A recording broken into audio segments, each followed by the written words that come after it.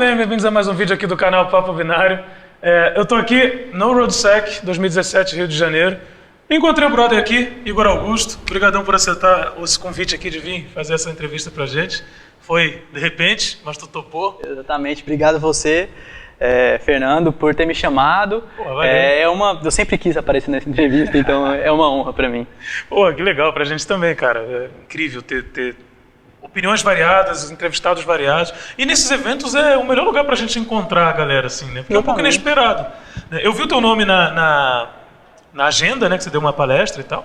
Mas até a agenda sair, eu não sabia, né? Então eu falei, caraca, que legal, velho. De repente pega lá, se tiver afim, a gente faz uma entrevista. Pum, deu certo aqui.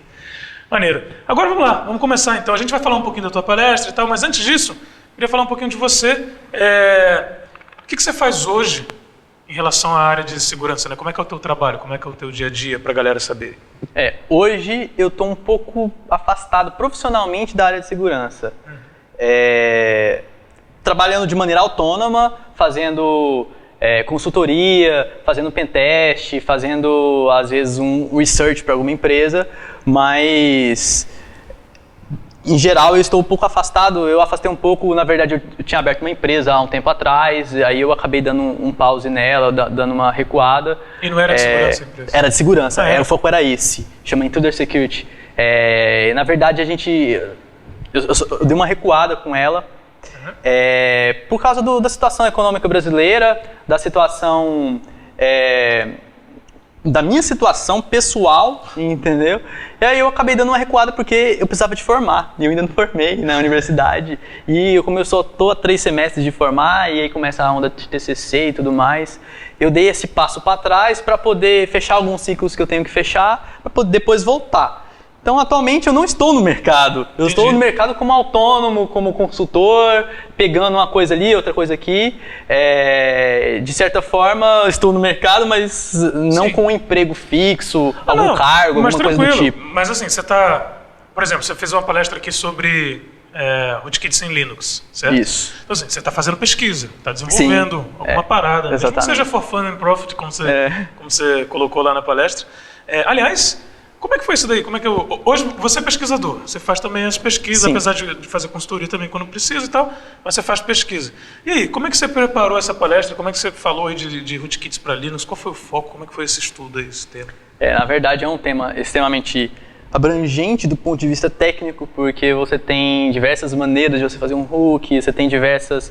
É um tema extremamente complexo, com diversas estruturas, você mais que ninguém deve saber. Então eu tive que enxugar a abordagem de uma maneira geral, escolher um ponto específico que eu gostaria de demonstrar, e aí nesse ponto específico eu fui um pouquinho mais fundo, né? E você demonstrou exatamente o quê? Eu demonstrei o clássico rootkit através de LKM, tentando fazer um hook na Syscall Table, de uma Syscall específica.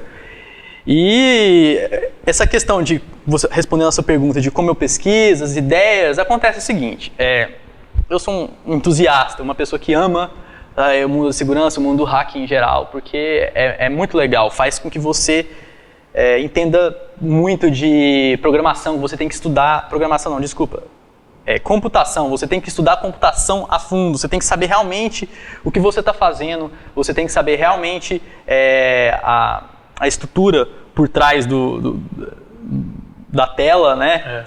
E isso me fascina. Isso sempre me fascinou. Eu abandonei engenharia de computação, fui para a ciência da computação exatamente porque eu queria mais computação. Que legal. Entendeu? Então, assim, essa questão faz com que... Cara... Fica à vontade. Vai ter que fazer um corte aí. Aqui é tudo nosso. Eu fico nervosaço, bicho, é incrível. Mas então, voltando aqui a falar. Essa questão da computação me fascina muito, e eu escolho temas que eu gostaria de abordar e vou pesquisar, entendeu? É mais ou menos assim, for fun, começa assim. Mas você precisa de usar isso de uma certa forma, de fazer alguma coisa funcionar, não ficar só simplesmente estudando na parte teórica.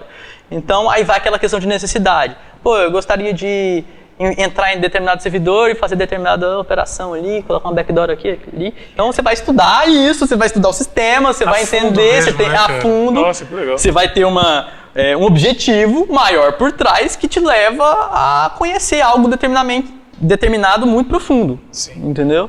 Pô, e você falou de rootkit. Bom, para quem não sabe, é um tipo de ameaça bastante avançada, né? Persistente, assim. Mas isso já é um assunto bem profundo, né?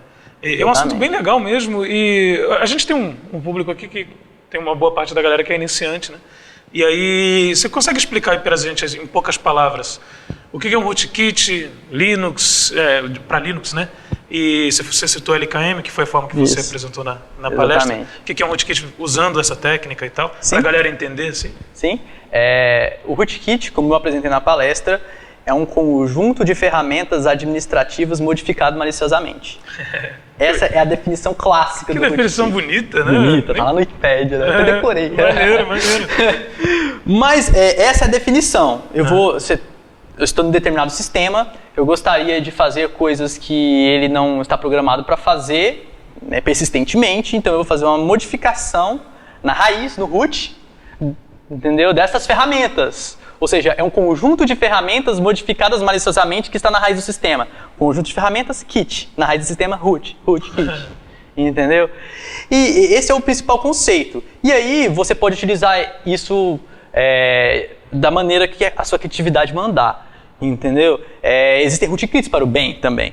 Então, por exemplo, a Sony, há um tempo atrás, fazia rootkits para verificar... como é que fala? Integridade do seu software e falsificação do software. Okay. Entendeu? E tinha... Uma coisa anti-pirataria. Assim. Exatamente. Tinha rootkits anti-pirataria. Isso existe. Empresas fazem isso há muito tempo. Mas na definição mais clássica e mais atual, já voltando aqui para o mundo dos hackers, o rootkit está mais vinculado a uma maneira de você deixar uma backdoor persistente e escondida o máximo possível no sistema para eu tentar manter o acesso por mais tempo possível e mais stealth possível. Entendeu? Então, aí é uma coisa mais para o hacking voltado mais para a definição clássica.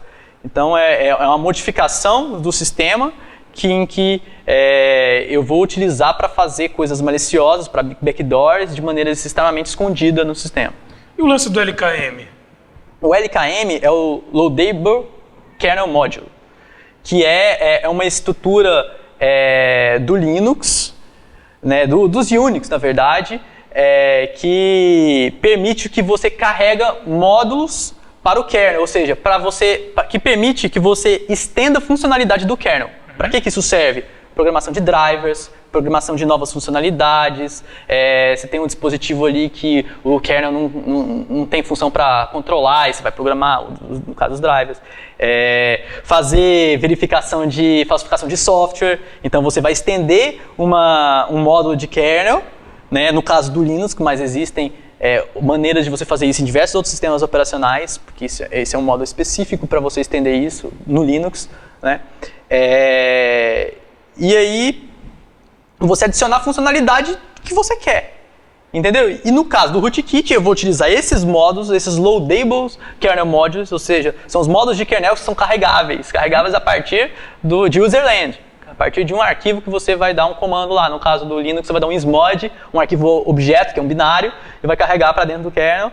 E aí eu vou programar para fazer o que eu quero, no caso de rootkit, fazer um hook, um gancho no sistema, em que vai modificar alguma coisa ali no kernel do Linux para tentar fazer uma ação maliciosa. No caso, por exemplo, que eu estava falando de rootkit para modificar syscall, eu vou lá na syscall table, alterar, fazer um patch na syscall table para tentar, na hora que essa syscall for executada, em vez de executar do sistema operacional, executar a minha primeiro, depois a do sistema operacional. E não consegue detectar isso, né? Assim, por padrão? Não, por padrão não. Mas existem maneiras, porque as maneiras de defender rootkit, atualmente, a mais clássica delas é por assinatura.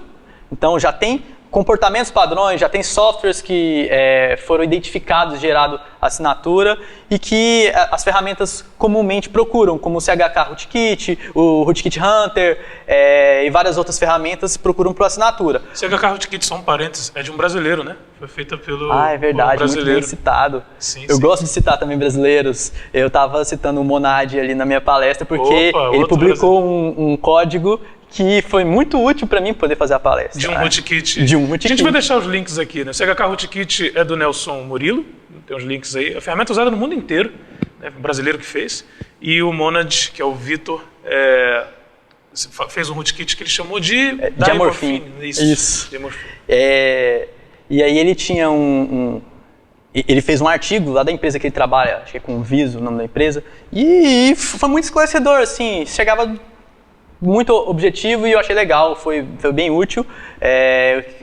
E também existem vários outros brasileiros que já falaram disso, como por exemplo o próprio BS Daima, mais o Balestra, naquele artigo da FRAC de 2008. Nossa, sim. Que eles falavam de hack de SMM, sim.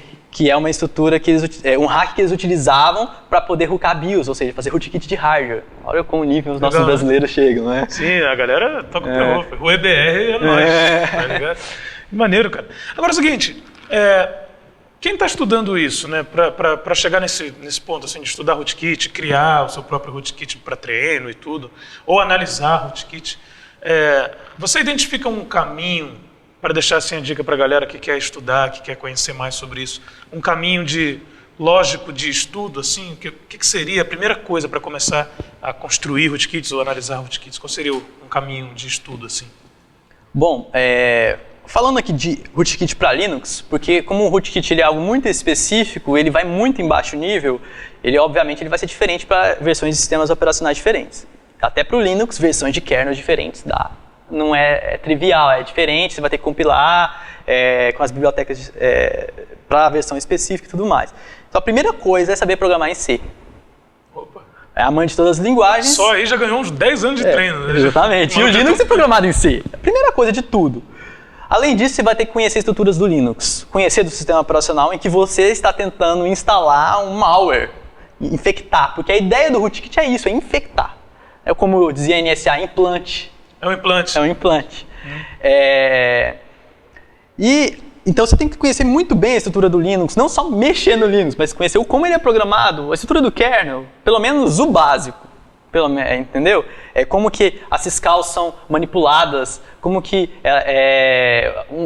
um programa userland, ele passa o fluxo para o kernel fazendo uma syscall, como que todo o processo é feito, isso aí você tem que saber. E além disso, no caso de LKM, você tem que entender como funcionam os Loadable Kernel Modules e entender também um pouco da arquitetura.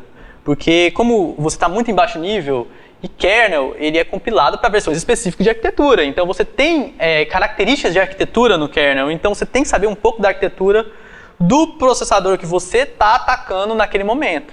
Ou seja, é um estudo bem denso. É um estudo bem denso. Tem bastante coisa antes. Bastante coisa antes. Ou seja, você tem que entender de computação, como você mesmo disse na sua palestra agora há pouco. É entender computação de verdade para você ter a ideia de o que eu vou fazer com isso agora. Legal.